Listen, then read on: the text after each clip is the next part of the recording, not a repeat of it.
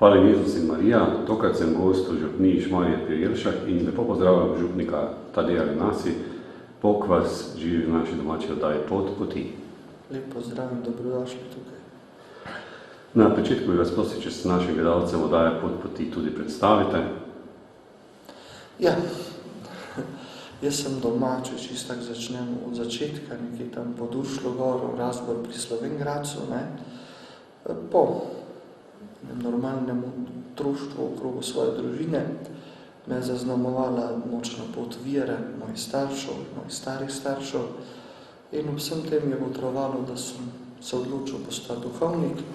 Leta 2004 sem bil posvečen duhovnika, potem bil 2 leti kaplan v stolnici v Celju, 4 leta kaplan v Šoštanju.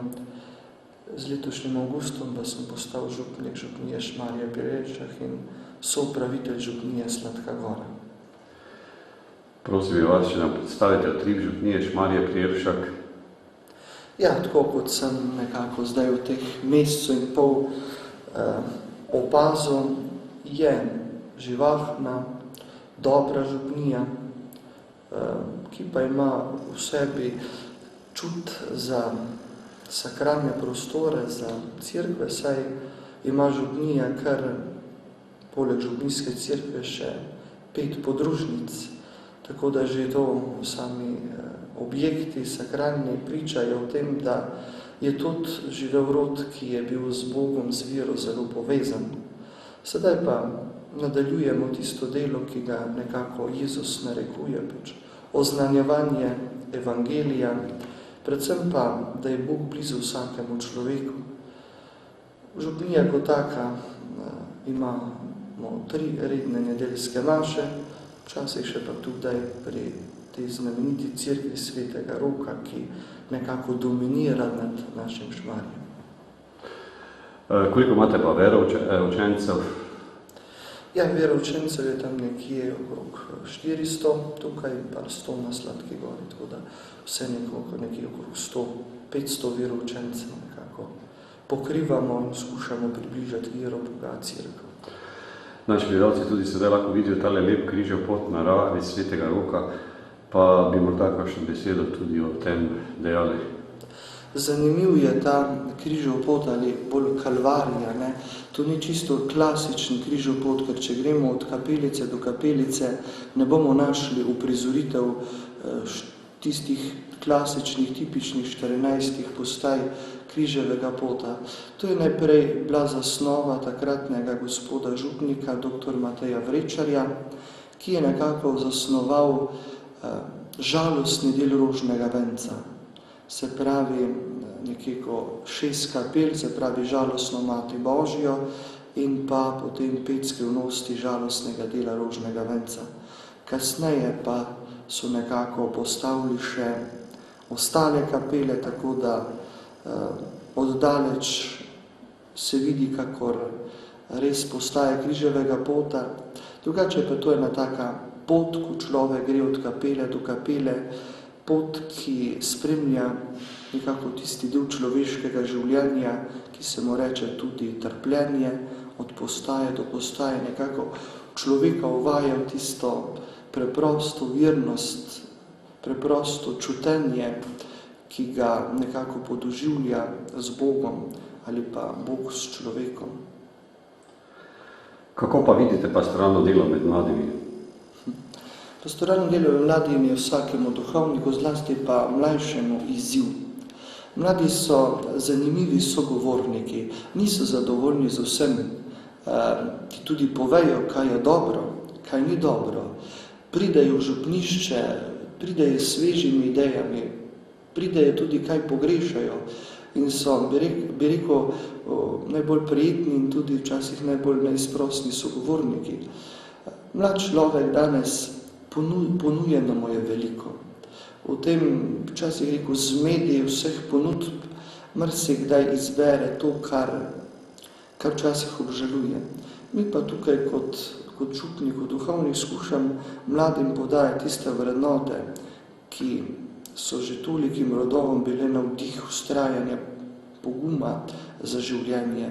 Morda je v današnjem času veliko negotovosti, zakaj se je potrebno ali pa se je vredno potruditi, zakaj se ni, kako bo izgledala prihodnost nekega mladega človeka, boš dobil službo, boš imel eno družino. Vse te stvari so danes tako morda načete ali pa tako v zraku, da res mladega človeka malo strah in marsikdaj si ne upa in nekako potlači tiste darove, tiste talente, ki jih ima v sebi. Predvsem vidim pa to kot duhovnik, da sem z njimi, ob njimi, skušam delati to, kar je delal Jezus. Jezus, če gledamo njegov odnos do svojih učencev, je bil z njimi. V vseh trenutkih njihovega življenja jih je pohvalil, kaj je bilo dobro, je tudi povedal, kaj ni dobro. Predvsem pa bil je z njimi. Ne predstavljam pa si, da bi jih jaz učil nekih strašanskih verskih teorij, ne vem česa, ker jih to morda ne bi, ne vem kaj nagovorilo. Dajem pa občutek, da sem vedno z njimi takrat, ko jim gre dobro, pa tudi takrat, ko jih škriplja. Tudi danes, ko sem se peljal po Šmarje pri Jelšah, sem pravzaprav lahko videl to moč narave, ampak ob tem je tudi predvsem za naše gledalce bi dejal, da je pravzaprav predvsem na mislu, da gostilne polne, ljudje pa se še ne obračajo toliko k Bogu, k molitvi, kar bi verjetno bilo prav. Kako vi vidite današnjo družino? Današnjo družino? Ja. Glejte, tista klasični model družine nekako ugaša, izginja. Prva stvar, ki vidim, če primerjam recimo svojo družino, mama ni hodila v službo, je bila doma, se pravi, doma smo 4 otroci, jaz in pa 3 sestre, mama je bila doma. Oče je nekaj časa hodil v službo, potem je tudi on ostal doma na kmetiji in smo bili kot družina doma, velikokrat skupaj. Že čisto to osnovno kosilo smo imeli skupaj. Danes so po večini starši v službi, tako oče, kakor mama, otroci pridejo domov, marsikdaj nikoga, doma so sami, recimo, ne. To je pač del vsakdanjika današnje družine. Se pravi, tisto, kar bi ne bilo sveto, kar bi ne bilo skupno, nekako izginje že te obedi. Potem drugo, nimamo več časa drug za drugega, ne. Pa vendarle, če hočemo kot narod, tudi kot cerkev, kot župnija ali kot kraj, biti močni, trdni, pokončni, potem se bomo morali zavedati, da brez družine ne gre. In družina je tako velika vrednota, da jo moramo ščititi, jo pomagati, jo varovati za ceno vsega drugega. Ker če odkot pridejo ljudje iz družine, kje se naučimo tistih osnovnih stvari svojega življenja v družini. In tisto, kar dobimo doma kot otroci, potem bolj ali manj vse življenje tudi kot odrasli od ljudi razvijamo in prakticiramo. Ne duhovnik, ne župan, ne predsednik države, kdorkoli ne pade z neba. Vsi prihajamo iz družin. In če bomo družinam posvetili tisto pozornost in omogočili, da bo to, kar je, potem se nam ni bati ne za prihodnost vere, cerkve, še manj pa naroda. To je res, je pa verjetno manjka tiste družinske molitve, osebne molitve, te povezave, kar je tudi gospod Škof pozval vse župnije za molitev, za duhovne poklice, za vse tisto dobro. Ja, poglejte, kaj povezuje družino? Družino povezuje medsebojni pogovor. Zdaj pa, če eden bere časopis, drugi gleda televizijo, tretji računalnik, četrti ne vem kaj, ne, se pravi, smo tako zaposleni, da nimamo več časa za drugega. In če že en tak osnovni pogovor dela družino, potem jo dela tudi molitev. Molitev je pogovor z Bogom, bila je in bo. Pa čeprav danes človek toliko ne potrebuje molitve, če se smem vrniti na to Kalvarijo šmarsko in pa potem cerkev Svetega Roka na vrhu. Recimo, ko človek stopi v to cerkev, ga presune in se vpraša, kako so ljudje to postavili, takrat v tistem letu 1646, brez vseh sodobnih tehničnih pripomočkov na roke so to delali. To pomeni, kolikšna je bila moč vere v tistem času. Nič ni bilo pretežko. Danes nam je pa težko se za 5 minut usest v družini dol, pa zmoliti, kako oče naš, 10 rožnega venca. Danes je eni družini, ki se ima nekako tudi za krščansko, težko iti k nedeljski sveti maši. Če tako gledamo, zakaj vse si vzamemo čas? Za ene čevlje kupiti preletamo pol Slovenije, za nedeljsko sveto mašo pa najdemo 1000 razlogov, da upravičimo sebe. To se mi zdi, da današnja družina, današnji človek se ne zaveda, kaj pušča. Ko se pa morda zavedamo, pa marsikdaj za marsikatero družino prepozno. Kaj bi položili na srce naših gledalcev ob koncu oddaje Pot poti?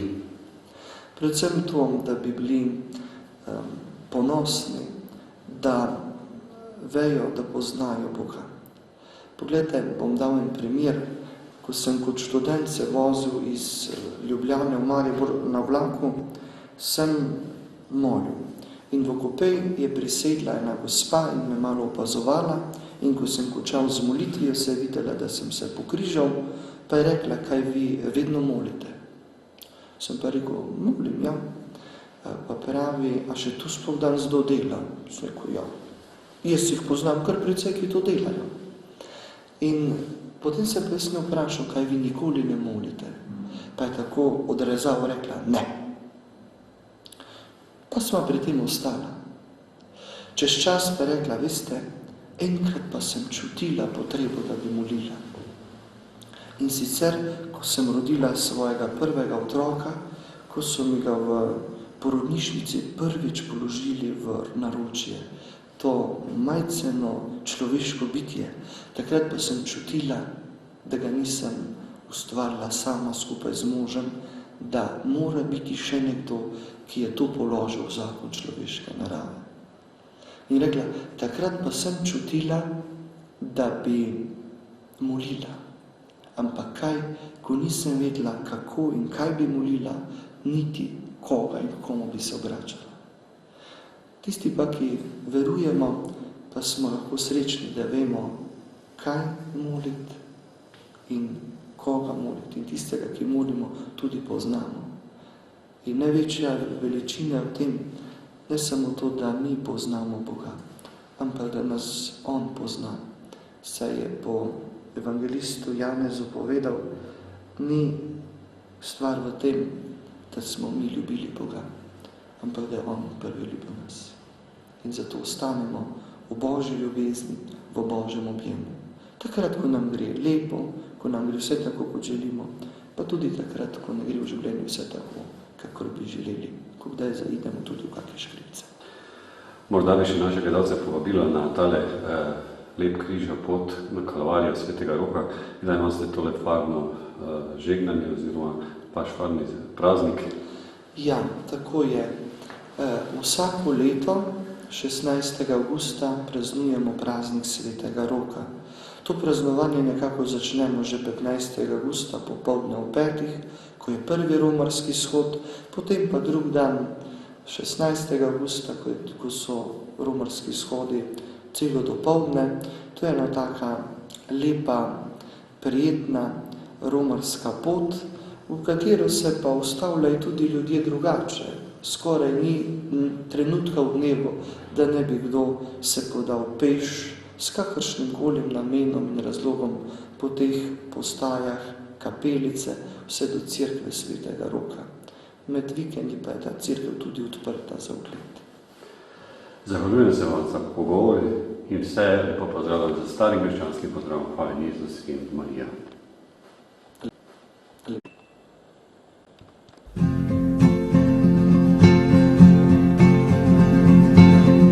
Hvala ti, o moj Gospod, hvala ti, o moj Gospod,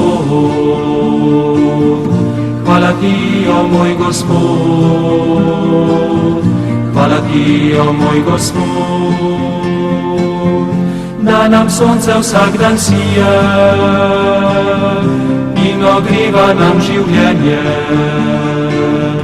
razsvetljuje pot vseh tistih, ki te iščejo, Gospodu. Za vse zvizde in za luno, hvala ti, o moj Gospod, ki so kakor moje sestre, hvala ti, o moj Gospod, na nebo si jih postavi, hvala ti, o moj Gospod, in ni na vsem, ki so v temi. Hvala ti, o moj Gospod, hvala ti, o moj Gospod, hvala ti, o moj Gospod, hvala ti, o moj Gospod, hvala ti, o moj Gospod, hvala ti, o moj Gospod, hvala ti, o moj Gospod. Hvala ti za mater zemljo, ki zelišča cvetje daje, ki jo obdelujemo, da rodi naš kruh vsakdanji.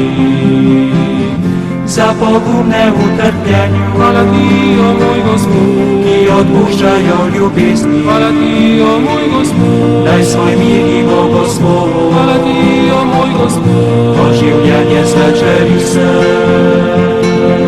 Hvala ti, o moj Gospod, hvala ti, o moj Gospod, hvala ti, o moj Gospod, hvala ti, o moj Gospod, hvala ti, o moj Gospod, hvala ti, o moj Gospod, hvala ti, o moj Gospod. In za našo sestro smrt, ki jo čutim vsak trenutek, a če bom živel v ljubezni, dala smisel bo življenju. Za ljubezen, ki je v svetu, hvala ti, o moj Gospod, ki tvoj dar je vsem ljudem, hvala ti, o moj Gospod, za življenje vseh otrok, hvala ti, o moj Gospod, ki prenavljajo na svet. Hvala ti, o moj Gospod, hvala ti, o moj Gospod, hvala ti, o moj Gospod, hvala ti, o moj Gospod, hvala ti, o moj Gospod, hvala ti, o moj Gospod, hvala ti, o moj Gospod. Pojem ti, o moj Gospod, hvala ti, o moj Gospod, in pomeni sem se stvarstvo, hvala ti, o moj Gospod, zahvaljuje ti ponižno, hvala ti, o moj Gospod, ker le ti si naš Gospod. Hvala ti, o moj Gospod, hvala ti, o moj Gospod, hvala ti, o moj Gospod, hvala ti, o moj Gospod, hvala ti, o moj Gospod, hvala ti, o moj Gospod, hvala ti, o moj Gospod.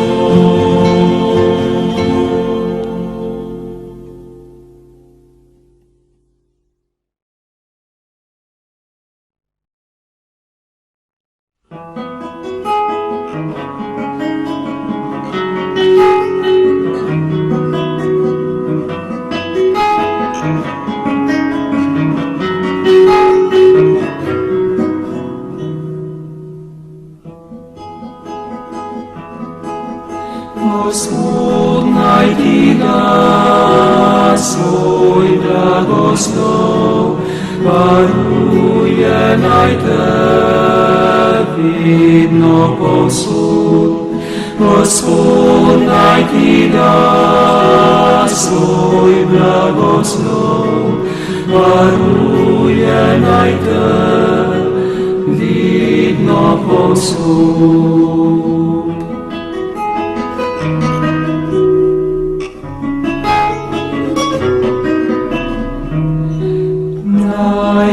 Gospod, dobri Bog, pokaže svoj obraz in se te usmili. Gospod naj ti da svoj blagoslov, varuje naj te vedno povsod. Gospod naj ti da svoj blagoslov, varuje naj te vedno povsod.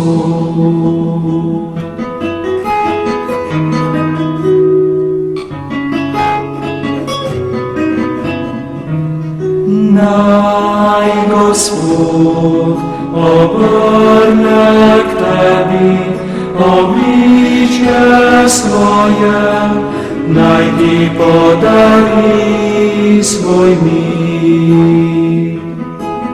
Gospod naj ti da svoj blagoslov, varuje naj te vidno povsod.